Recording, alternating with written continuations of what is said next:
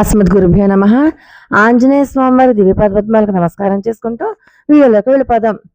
మనం చేసే ప్రతి పనిలోనూ సక్సెస్ అవ్వాలి, జీవితంలో ఎదురులేని వాళ్ళలాగా నిలబడాలి, ఎంతైనా సరే ఎదురులేని వ్యక్తిగా ఎదురులేని శక్తిగా ఎదగాలి అని కోరుకునే వాళ్ళకి ఇది బాగా పనిచేస్తుంది. ఈ విషయం సుందరకాండలోనే ఉంది. మనకి ఎదురులేని నాయకులు అంటే మనం దేనికి నాయకత్వం వహించకుండానే మన మాట అందరూ వింటారు, మన చేతిలో అందరూ ఉంటారు. అలాంటి గొప్ప శ్లోకం సుందరకాండలో ఉంది. 108 సార్లు ప్రతిరోజు కూడా తప్పనిసరిగా చదివి దానిమ్మ పండుని మాత్రమే నైవేద్యం పెట్టాలి. ఎందుకంటే దానిమ్మ పండులో పొరపొరకి గింజలు ఉంటాయి. అంటే మన కోరికలన్నీ కూడా అదే రూపంలో ఉంటాయి. పొర తీస్తే గింజలు, మళ్ళీ పొర తీస్తే గింజలు.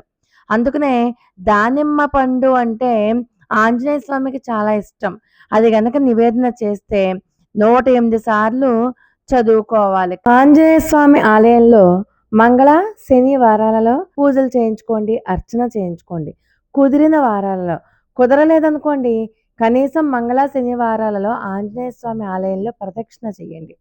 ప్రదక్షిణ చేస్తూ చదువుకోవాల్సినటువంటి శ్లోకం కూడా మనం ఇంతకుముందు వీడియోలో చూసాం కాబట్టి ఆ శ్లోకాన్ని చదువుకుంటూ ప్రదక్షిణ చేయండి. ఖచ్చితంగా మీరు సక్సెస్ అవుతారు. మంత్రం ఏంటంటే యథా రాఘవ నిర్ముక్త శర శ్వసన విక్రమ గచ్చేత్వద్గమిష్యామి లంకాం రావణ పాలితాం.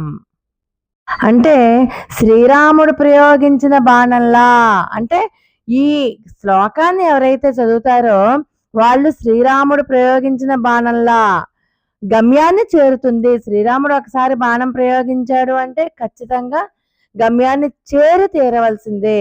అట్లా నేను వాయువేగంతో రావణుడు పరిపాలించే లంకకు వెళ్తాను అంటే ఖచ్చితంగా గమ్యాన్ని చేరతాను. అటువంటి అమోఘమైనటువంటి శ్లోకాన్ని అందరూ చదువుకోండి.